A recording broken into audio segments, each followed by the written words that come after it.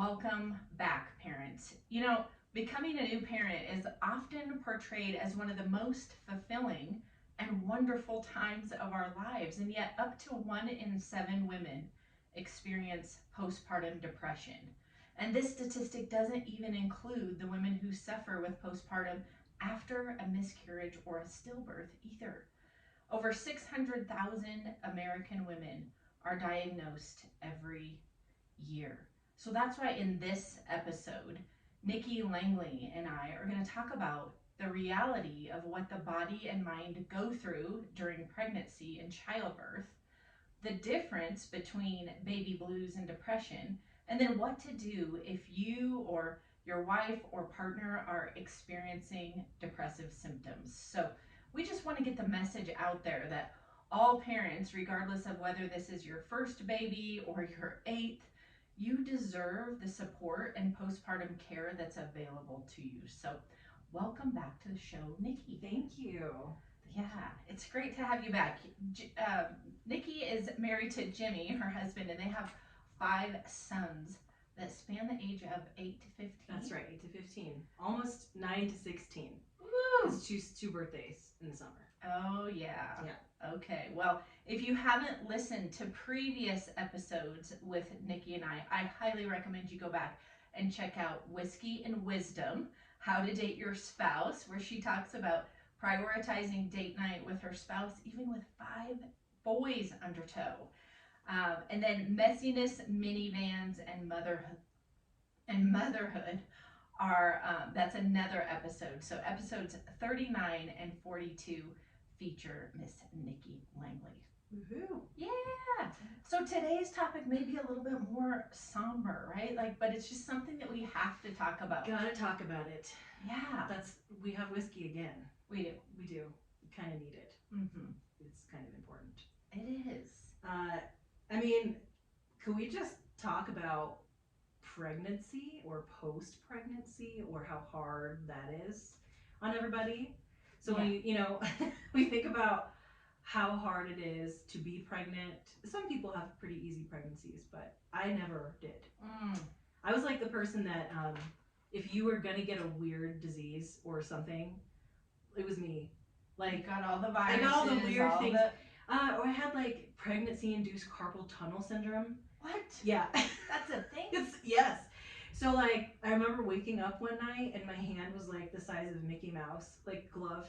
Wow. And I was like, what's happening to my body? And they're like, oh, you have pregnancy-induced carpal tunnel syndrome. So your nerves and how much blood flow you're getting is increased. And so sometimes if you lay in a certain way, it like puts to sleep certain parts of your body. Oh, yes. Yeah. That's so what my that feet, is. yeah, it was like a Who Framed Roger Rabbit kind of. Wow. Yeah. I could taste dirt and I still can taste dirt. Oh, goodness. Yes. That's why I don't eat so many leaves, Jordan. She makes fun of me. I eat vegetables, everybody. Just so we're clear. She eats her vegetables. Yeah, just it really does number on your body and the people around you. Yes, pregnancy is no easy thing. No. I mean, I had gestational diabetes. Oh. Had to remember the name of that. Yeah. It was what like was I the lost thing that it. wreaked havoc on my life? Right. Gestational diabetes. Mm-hmm. I gained 80 pounds when I was pregnant, and I was a little bit miserable, especially towards the end, Yeah. It's hard.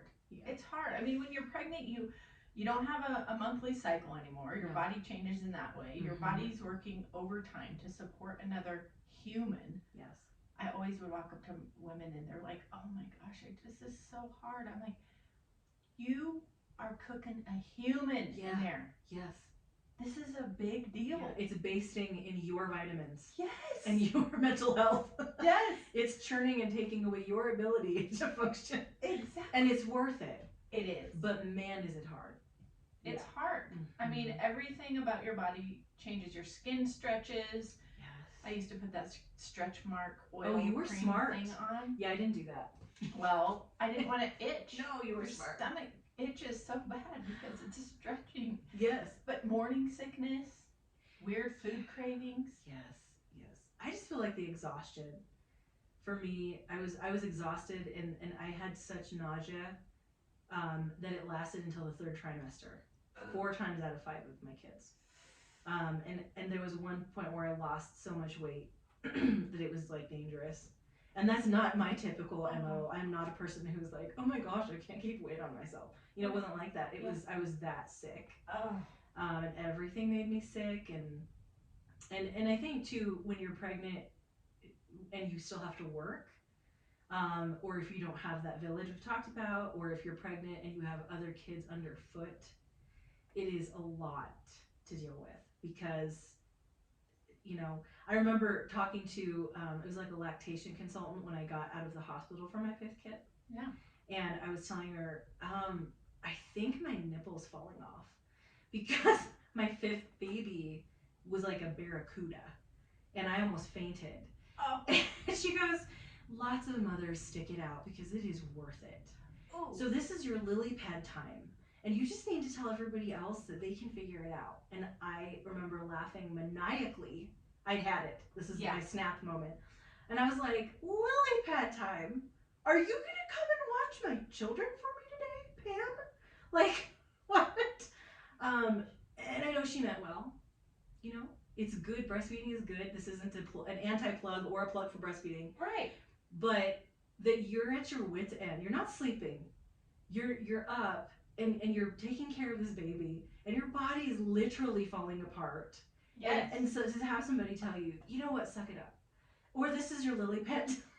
Okay, like, that cracks me up that she really said that. She really said that. Because that's really invalidating. It's like, come on. Like, this is supposed to be a sweet time for you, just like pregnancy. It's supposed to be beautiful, and childbirth, it's like a natural thing. Right. So don't sweat it. Yes, yes.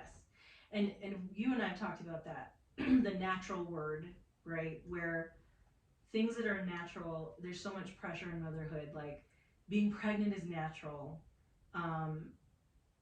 You know, even miscarriage can be natural. It's not. This is not. Right. It's not meant to be this way, you know? And so we struggle with these things, but it's like, well, when are you going to get over that? Or breastfeeding is natural. And I mean, for me at least, I almost could not breastfeed my first 2 for health issues that they were having. And I'm like, I thought I was supposed to just know how to do this. Oh, right. You know, I thought I was just supposed to Johnny on it, jump on the train, and you know, all these things. And no, and I remember my first kid was losing a lot of weight, and it was really scary. We had to feed him with a dropper, like a gecko. Oh. Like, I'm like, this is so terrible. And I wish someone could have said, you have the right to ask a different doctor. Mm-hmm. You have the right to give them a bottle if you are on a mental health road.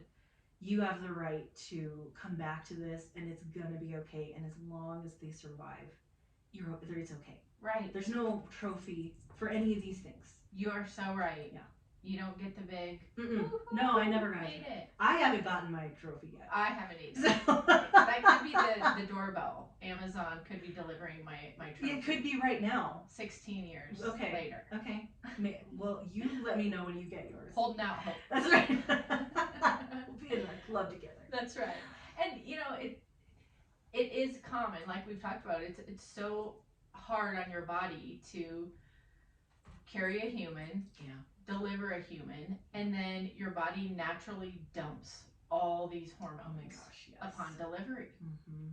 Actually, I didn't realize this until I had gestational diabetes, but literally when you have the baby, the whole like diabetes just kind of like out of you. And then they test you like the next day and they're like, oh, you don't have it anymore. Mm-hmm. It's like, whoa, your body just wants everything out. Like it ejects the child. Yeah. And some women do still have it. One of my closest people, she just has it forever. Yes. After. But again, I mean, it doesn't end the exhaustion, and it's so hard because, you know, you run into those really sweet people that mean so well. And like, this goes by fast. Just enjoy this moment. And it is fast.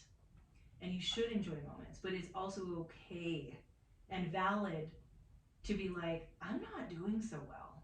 Yes. Like, I'm not okay. Right. And it's so easy to overlook ourselves in it, or to be allowed to be overlooked in it, because natural, and everybody gets caught up in like the beauty of it Right. and the cuteness of it, and they forget what it's like that you go to bed or not go to bed, Yes. you know, with a baby. I remember that back in the day, we didn't have any help when our kids were very little for a long time. And all I wanted was somebody to just sit up with me late enough. And the way that Jim and my schedules worked is we were like 2 shifts passing in the night. So we would like divide. Yes. So I would take this hour to this hour, and then he would take that hour to the next hour. So we at least got 4 hours of sleep or something like that. Yes. But I remember just wanting somebody to like sit up with me and go through it with me, even though that was unfair. Right. Or take the baby and just let me sleep. Yes. That's all I wanted. And it's not people's fault, but there was lots of like, oh, can I hold the baby? Okay, just long enough until the baby cries, and then you can have the baby back. Yes. And you're like, no, man, I need help. Yes. Like, I need you to take this baby and let me like take a shower. Yes. You know? Yes.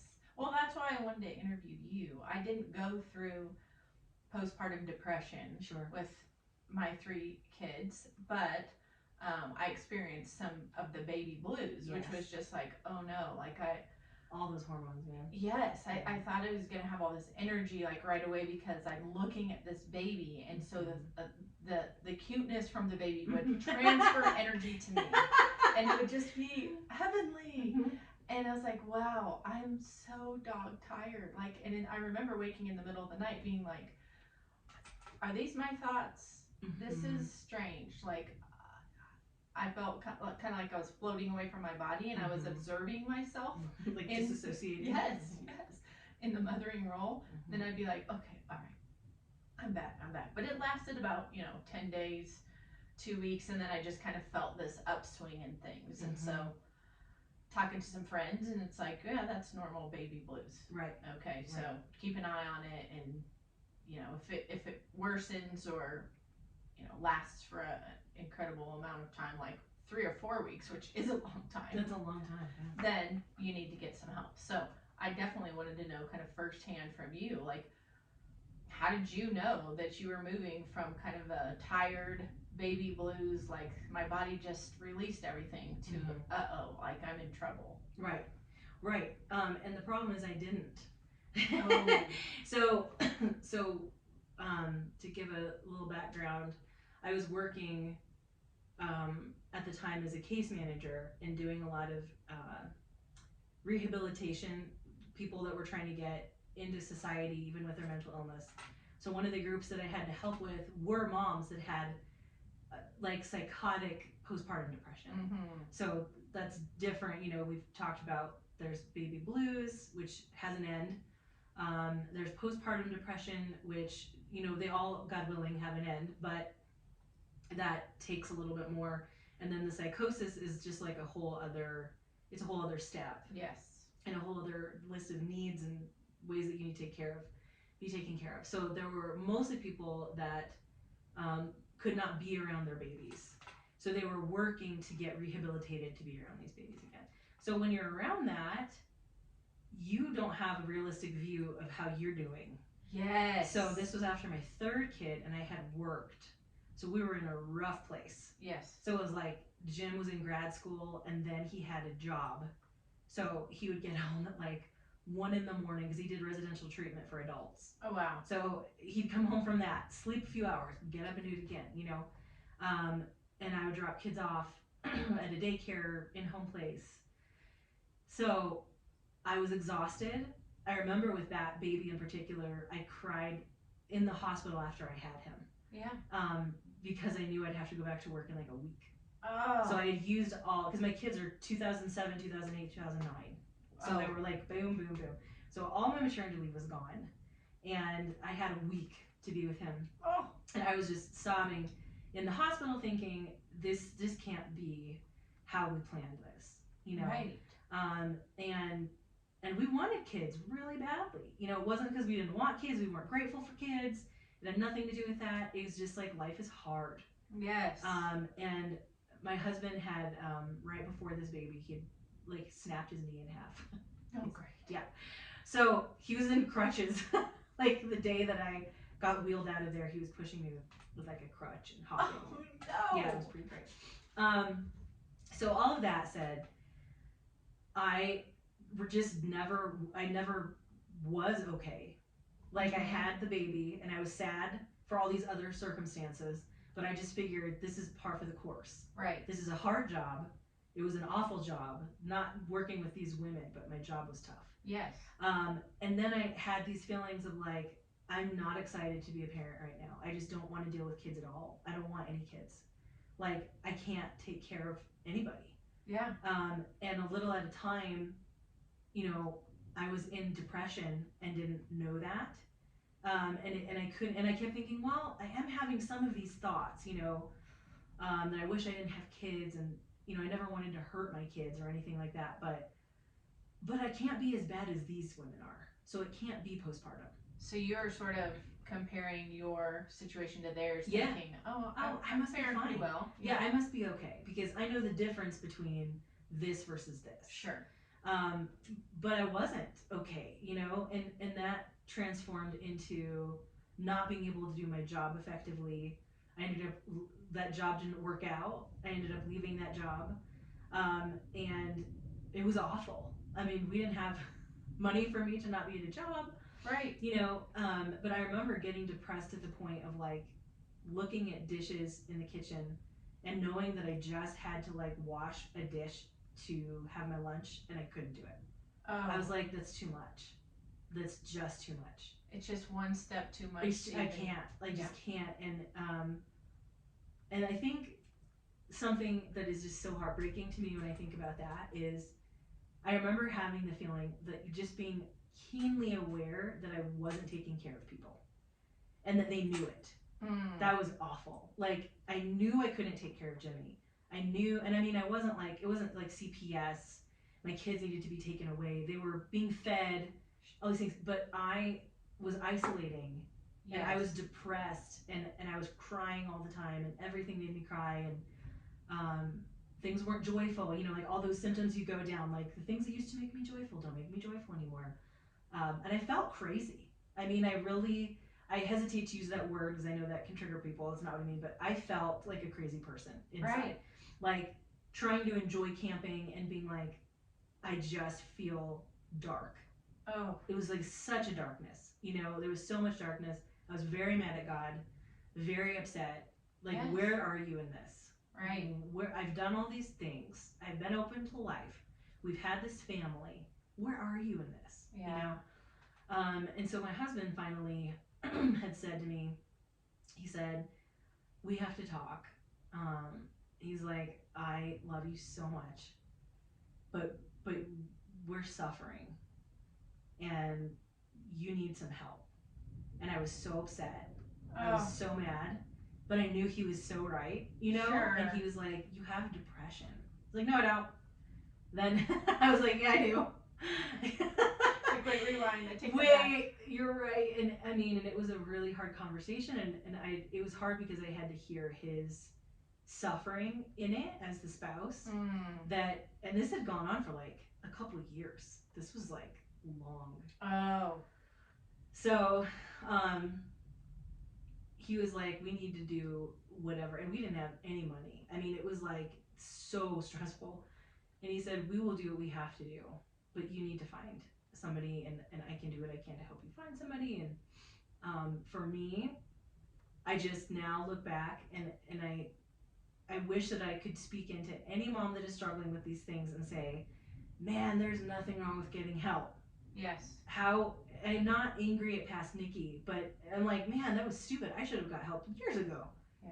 How different could things have been? You know, and it wouldn't have made it less true that we were poor at the time. Right. It wouldn't have made any of that invalid. But it would have been different if I could have had help earlier. Yeah. And I did. I got a psychiatrist that I was not a huge fan of, but she did what I feel like God put her in my life to do. Okay. And so, you know, medication is a hot topic for people. I know there are people who are very anti-meds and all of that, but that's what I needed. Okay. And it was the best thing I could have done. Yeah. And it was like amazing because it lifted me out enough just enough to be able to see, you know, the forest for the trees. Yes. Like just a little bit of headspace to be like, oh, okay. Right. This isn't all terrible, and it's not all going to crash and burn. Right. And I can find who I am. Because identity is the other thing when you're a mom, right? Yes. Who am I? Like, who have I become? What does it mean to be a mom? Yes. I didn't feel like a mom in quotations. You know, what does that mean? Right. All of those things. Wow. So the medication helped kind of lift the veil so that you could kind of see, okay, like there's some hope. I got a little energy back. Yes. Did it help you feel more connected or engaged to your 3 children? Like, yeah, I think it's the medication itself doesn't do that. You know, when we talk about antidepressants, there's 2 camps. Usually, you know, I'm not a psychiatrist, so gotta be careful here, but there's the camp that is like the very much uppers, like Prozac, and then there's the other side of that, which is more like Lexapro kinds of things, yes. right? And so I was a little more chill. So I was on the Lexapro side of things.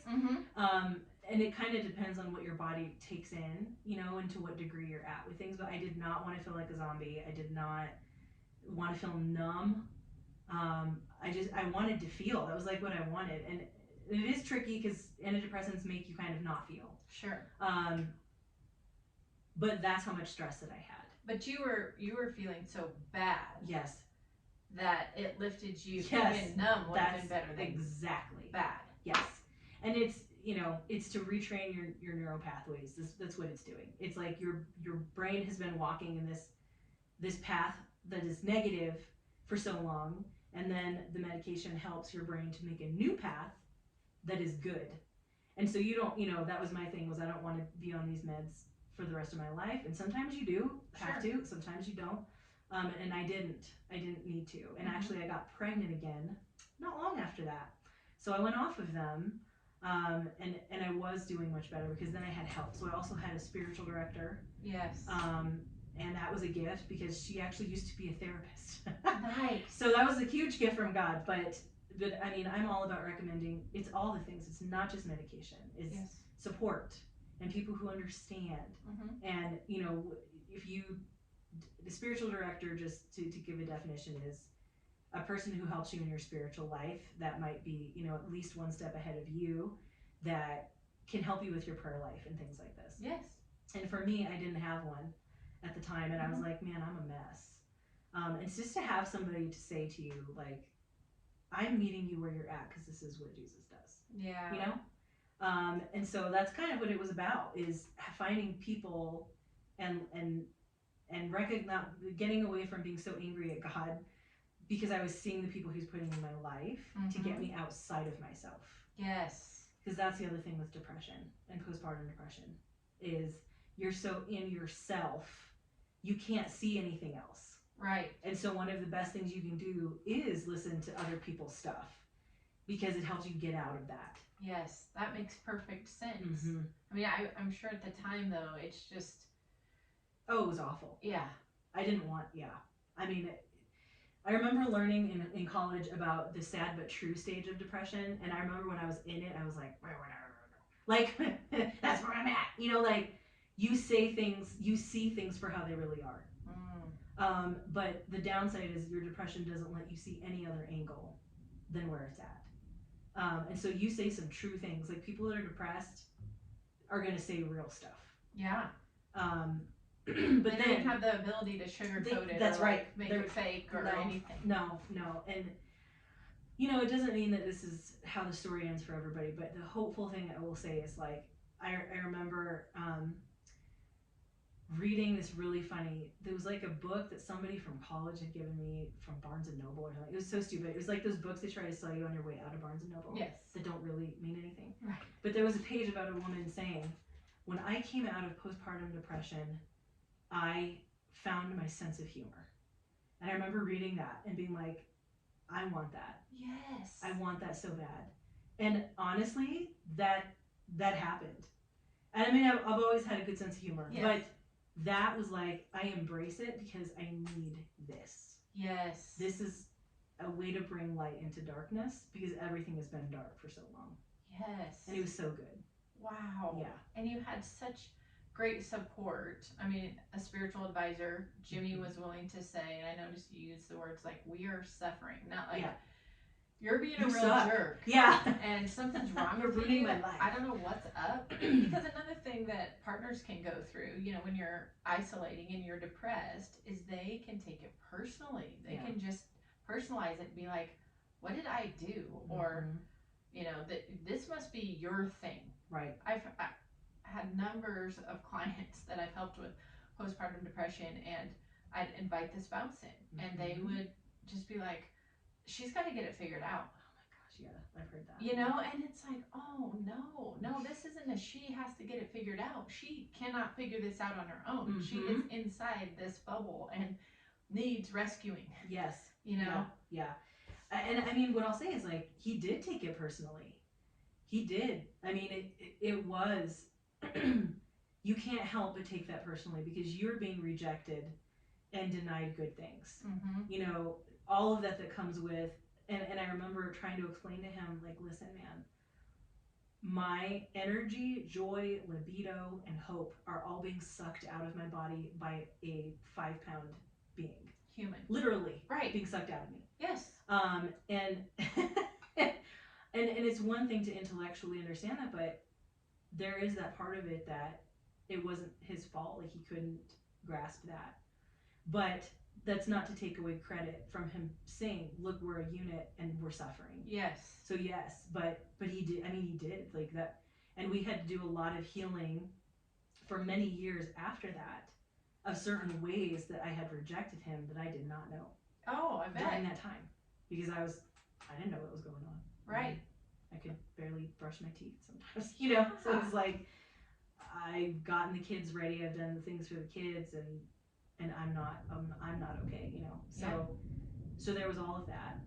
But there is hope. I definitely 100% want to speak into that too, because, and I agree that if you as a couple can more readily be able to say, we are suffering because we got in this together. Yes. You know, and when you say yes and you say your vows, whatever they are, they probably have something to do with in sickness and in health.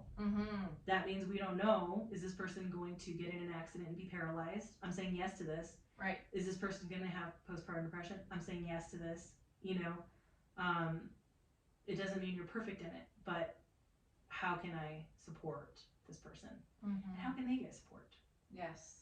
Because he didn't have that, for sure. And I think if you're a partner and you recognize something different about your spouse, right, that you take some time to really lean into that and to explore that and to put some words around that in specific ways, right? I noticed that you haven't showered in 4 days. Right. You know, and you could be like, oh yeah, no, I haven't, or and laugh it off and yeah, this is on purpose, like this is what I'm choosing to do. Or like it could be really shocking to him. Oh, you know, has it been that long? And so if they're not tracking time and the date and you know when it was the last time they ate anything, or you know, to be able to put words to that and say, I've noticed this, you know, what can I do to help you with that? Right. Terrible story, but a client of mine, you know, was just dying to be a mother. I mean, this was her since she was a little girl, wanted to be a mother. It's all the thing that she wanted to do, you know. And her husband was very excited when she got pregnant because he's thinking, I've given her the gift that she has wanted her entire life. And then the minute she had the baby, she just started getting literally flooded with tears. I mean, just crying nonstop. And she'd hold her baby, but just cry. And he just screams at her, what is your problem? All you've ever wanted your entire life was to be a mother. And now this is how you react? Wow. This is what's going on for you? Like, what is, I don't get it. And so then it was about him, you know, well, you must have lied to me. Did you not really want to be a mother? So then you're depressed. Yeah. You're down. you can't function. You can hardly feed yourself and feed the baby. Mm-hmm. And then you have somebody accusing you of this not really wanting to be your dream. And it's like, we have to take a sensitive approach to people. Mm-hmm. We just talked about everything your body goes through in pregnancy, postpartum. Mm-hmm. It's so much. It's no wonder all of us who've had babies don't just spin, our heads don't just spin around, and we just go absolutely nuts. Mine does on Thursdays usually. It's just I came to see you today, so it's on. Phew. Yeah. Oh, good. No flying heads in the studio. No flying heads today. So I think, you know, you're right. Like you got to come at this from a we perspective.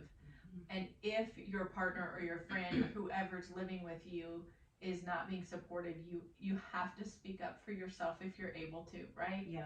Or find people who do understand. And I think man, it's so hard. And it's hard because I know that not all spouses are like that at all. You know, most spouses really want to support their person. Yes. And they don't want to say something that makes them feel like they're doing a bad job. Right. And that's just so hard to get in there.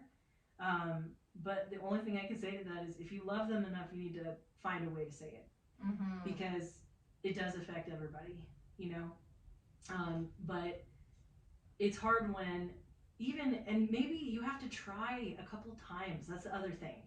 Is I've had a lot of encounters with young women now since I'm on the other side of this, who are just so easily discouraged because it took so much courage to ask for help, and maybe it didn't work out with the person they asked help for, you know, or from, and then they're like, now I really am alone, and now I can't try anymore, and it's really hard, but you have to keep trying. You do. Because you have to find your group. You know, I did all the things, and it took me a long time. You know, the Leche League is fantastic. It wasn't my thing. Yes. It just wasn't my thing. I've had friends that adore that, and that is their thing. That wasn't my tribe. I tried to go to a mom's group. That was definitely not my tribe. I was like the kid in high school that wears all black, you know, in the back. That's how I felt. Yeah, the mom group. Because I'd gone through depression. Yes. So it was these sweet mamas that had had great times, which is so good. Yes. So good. They're like, oh, I just want to have a beautiful house and have beautiful babies, and this is great. That's a lot of beauty. And I specifically remember one time somebody reading from a really beautiful book, and it was like, as I wash my child's feet, I think of washing the feet of Jesus. And I just lost it. And I was like, that's not what I'm thinking about. When I'm changing a diaper, I'm not like, oh, I'm changing no, I'm changing a diaper, and I don't want it. Yeah. Like, I'm not going to miss this. Right. Being, you know, being peed on in the face, or whatever, all the crazy things that happen. Yes. Or, you know, if you're breastfeeding, sometimes you get mastitis, which is like a flu for your breasts. Yes. It's no joke, man. Fever, lumps. Oh, it's terrible. Tenderness. It's like, what does this happen to? How is this real? Like, you what? just said, like, your nipple almost fell off. Yeah, That's it really a real did. thing. Yeah, I had to have like a mini little surgery. I'm So it's like, this isn't normal. Right. This is not like, well, hey, part of my appendage is falling off, but you keep going. Right. You have your lily pad time. Oh, my lily pad. So I had to find, you know, a friend who was willing to leave that mom's group, and together we got chicken nuggets and went home with our kids and watched Tangled together. You know? That was what I had to find. Yes. And I'm not knocking on any of those things. Yeah. If that is your resource, you find your tribe. Exactly. That's the point. You have to find your people. Yes. And you know and recognize very quickly Yes. who that is. Yes. So even with, you know, and again, the postpartum depression, don't judge it by how other people are feeling. If you're not right, you're not right. Mm-hmm. You know that in your gut. Yeah. And that's it. And it's okay, because I think we have this struggle as women that we're either too much or we're not enough. Yes. And it's nowhere in between. It's always one or the other. Mm-hmm. Of I'm not enough. I'm not being good enough mom. If I'm struggling, then I'm too much. Then my emotions are too much, and I should just be happy because I have this baby. Mm-hmm. I should just be happy because I have a great husband, or I have a good job, or I have these other great kids. And you know, Jimmy and I, in our respective careers and in our day-to-day lives, we've talked to a lot of people that are on the suicidal spectrum. And that happens fast sometimes. Yes. And you can't ignore that stuff. That's right. You have to really lean in and speak up if you're starting to have thoughts that scare you. You know, one of the primary symptoms of postpartum depression is anxiety. Yeah. Nervousness, waking in the night like something's going wrong. I'm panicked. I just, you know, worrying obsessively about your baby. You know. Yeah. Or and you already do that even when you don't. Right. Like, are they breathing? Yes. Yeah. All those things are difficult to begin with. And I would hate for someone to talk themselves into thinking they have postpartum. I would hope not. But I mean, if you don't feel right, there's worrying about your kids, especially when you're a first-time parent. Sure. That's normal. Yes. And you're exhausted and, you know, all of that. But when it goes beyond the scope of being able to do your day-to-day functions or is coming into your day, you have to remember that your body went through a trauma. And I remember the first time somebody told me that, I remember I started crying because I had also come out of suicidal ideation. With my postpartum, I had suicidal ideation. Yes. And it was in a very motherly way, too. It was like, well, I don't want to, you know, die in a terrible way for anybody, but like, if I could just have gotten the house clean, but then like, you know, just got hit by a car. Right. And they'll be fine. You know, Jimmy will get remarried. He's handsome. Yes. He's got a lot to offer. Right. You know, it's like wishing you were dead. Yeah, yes. If I could just not exist, you know, Yes. these types of things, like I never made a plan, you know, praise God I didn't get that far, but I had friends that did. Yeah. You know, and it just happens very quickly. Yes. Because you start indulging into that place. But, you know, if you're finding that these things are coming into your day-to-day and you're just not functioning, that is a time to ask. It is. For help. It is. And you have to have someone in your corner that can help call therapist after therapist to find an opening. Yeah. Right? You can go on psychology.com. They have resources for people who, you know, therapist, name, number, zip code, specialization, whether they take your insurance or not. So you can always just jump on the web and Google someone in your area or call an emergency room as well. Yeah. They have, you know, caseworkers and social workers working in any emergency room that are prepared to offer resources in the area. And sometimes you just do have to go to the emergency room. Yep, sometimes you do. Because that's what the situation requires. It's like, I don't know if I can keep myself safe. I cannot honestly guarantee that right now. And so I'm going to check myself in, you know, and there's no shame in that. No. There's zero shame in that. It may feel differently when you're going through it, but you want to do what's best for yourself and for your family. Yes. Yes. Yeah. And I mean, I wish that instead of just, and I know the hospitals do everything they can, and there are a million things they have to be in charge of doing. I have so many friends who work in triage of the ER for this stuff, you know. But I do wish that there was more time in pregnancy prep talking about how real this is. And again, it's like, you don't want to scare people into thinking, you know, 9 times out of 10, you're going to get this. It's not like that. But to say that it's, you're there's nothing wrong with you if this happens. Yes. You can still be a great mom. It doesn't mean you weren't meant to be a mom. It doesn't mean you're terrible. It doesn't mean you did anything in utero. It just might be you're one of those people. Yes. Thank you for saying that. That it didn't mean that you did something. Yes. Or didn't do something. Yes. I didn't eat enough broccoli. Right. Oh no. I'm deficient in Totally. No, and that literally, it's an insane thought, but like, I was so dang sick with that kid that all I could eat were Santiago's burritos and Coca-Cola. Ooh. I'm not kidding. That's like... That sounds pretty dreamy, actually. It was, until I was like, he's gonna have diabetes, man. Like... Well, you know what I ate every single day of my pregnancy when I had gestational diabetes? Really crispy, greasy, shredded hash browns from the hospital cafeteria with ketchup and salt. That is amazing. That'll apparently give you diabetes. Okay. Dang it! So stay away from that. Dang it! Yes. Oh man, those are the best. Yes. Hash browns are the best. But yeah. I think the other thing is, you know, as moms who are beyond the, postpartum phase. At least we think we are. Right. I hope so. Could always change. Maybe I'm not. Just noticing when other women around you have just had a baby, or maybe they have a 1 or a 2-year-old, or they have a 1, 2, and a 3-year-old. Like really watching and observing them. And if you have a relationship of any type with them, just honestly, just like pat them on the shoulder and be like, how are you? Like your kids are adorable. Yeah. But I just want to hear from you. Yes. Like, this is hard. I remember what it was like having 3 under 3 or whatever. How are you doing?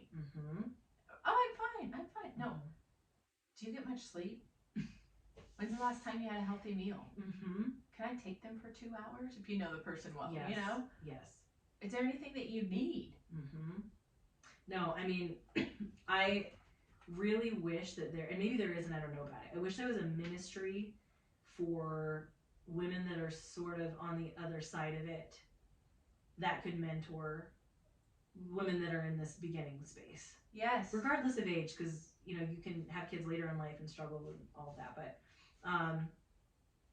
I went to a retreat at some point not that long ago and chatted with a beautiful young woman who had just had, I think she had 4 that were very little, and she was like, this is what I love hearing, is talking to people that are in your place, and I'm like, try not to feel old. Right. But I mean, I'm seasoned, yes. Seasoned, yes. Wise. But because I had 3 and under, and I remember that. And even if you don't, it's fine. 1 is hard. Yes. 1 was really hard for me, and I didn't know what I was doing, and I didn't know what to do. And 2 was just like 1, except there were more of them than there was me. Yes, you're outnumbered. 3 was like, I'm dead. Right. So, but to have that and to be able to have somebody say, you don't need to have everything figured out. And it's okay for you to be exhausted and to ask for help. Yes. And I think I've talked about that in maybe another podcast before, where I had a friend I'm still good friends with that showed up one time to my house with her kids and cleaned my whole house. Yes. And I was like really embarrassed because it was bad, Jordan. It was bad. Aww. But she looked at it and she was like, this isn't that bad. Right, guys? And her kids were teenagers, and they're like, right, Mom. Like, how much are you paying us for this? Right. No, but, I mean, they just did it. They just put their heads down, and they just cleaned it. And it was like, you need to have, I, to this day, have to have people to put me together. Yeah. Jordan put me back together last week when I was sick. You have to have it. 8 weeks of pneumonia with 5 children. True. You needed some help. I did. And I love how you'll accept it. So that's the other thing. If someone offers help to you, you say yes. You say yes. Even if you're not sure what you'll do with yourself in the time that they're helping. Figure it out. Just be. Right? Yep. Totally. Well, listen, if you think that you have postpartum depression, or if you are a spouse of someone that this is ringing true for, I mean, reach out. Tell somebody. Be honest about your symptoms without shame. Yes. Advocate for yourself early. Return to your doctor right away. Even if you think, oh, they might poo-poo this, that's okay. Just get in there and tell them what's going on, right? Find a specialist, like a therapist that's got an opening within the next 2 weeks. Yes. That can see you and knows all about postpartum depression. And then ramp up your self-care, however you can do that. Yes. Sleep was probably the #1 reason any client of mine is huge would have increased anxiety, depression, or slip into that state of psychosis that you were talking about, where they're like, what was that? Did somebody say something to me? Yeah. Or I'm having really scary thoughts about harming my child. It's like, if your brain does not shut down and repair itself for a matter of a few hours every night, all stimuli comes through the barrier, and everything's free game. It's like a little Nintendo game inside your head, but a really dark one. Yeah, a very dark one. Yes. You're going down the dark Mario tunnels. Yes. Doo-doo-doo-doo-doo. Exactly. Exactly. So you have to be willing to say, yep, I know this upsets you that you're going to have to watch the baby 3 nights in a row for me to get sleep, or I'm going to have to ask my doctor for some medication to get sleep. Yep. but I got to shut down and repair myself so that I can come back and Yes. function. Yes. So no shame No. in the game. If you experience baby blues, depression, don't think that even a year after you've had a baby that you're outside the window. It can still pop up then. No, because you could have had to have been compartmentalizing everything to get through your first year. Yes. And then you finally take a breath, and then it's all there. Yes. So yes. Never underestimate your mental health needs. That's right. That's right.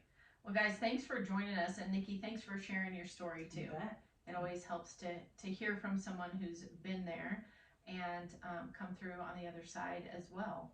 So listen, guys, I want to give some resources. And I know this sounds kind of scary, but I'm a therapist and I'm not scared of talking about hard things and real situations like suicide, feeling like you want to hurt yourself or someone else. And so there's a lifeline that you can use. You can call 988. I know that seems weird because it's only 3 digits.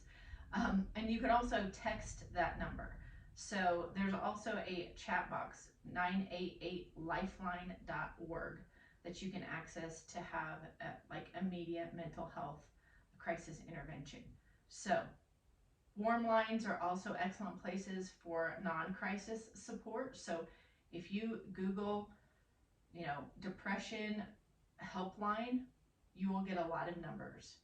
Call if you need to. If you don't feel like you have someone around you that can help you find resources, at least call and let someone know what you're experiencing so that they can direct you to the proper resources in your area within a short period of time. Yep.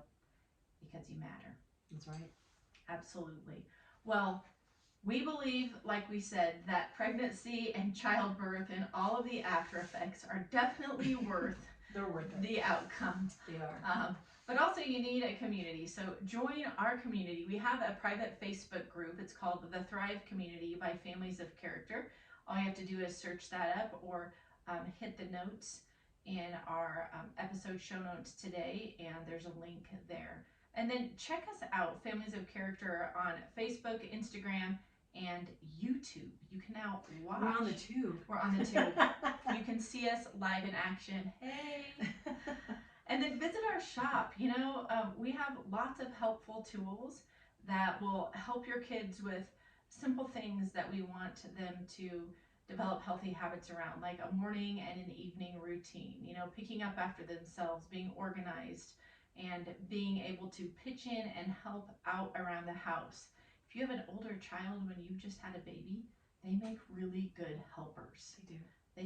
They can be your gopher to go fetch diapers and a smoothie for you and all kinds of things. So if you need tips and helpful tools that will help your kids, then check out our shop at familiesofcharacter.com, and we will check you later on the Families of Character show.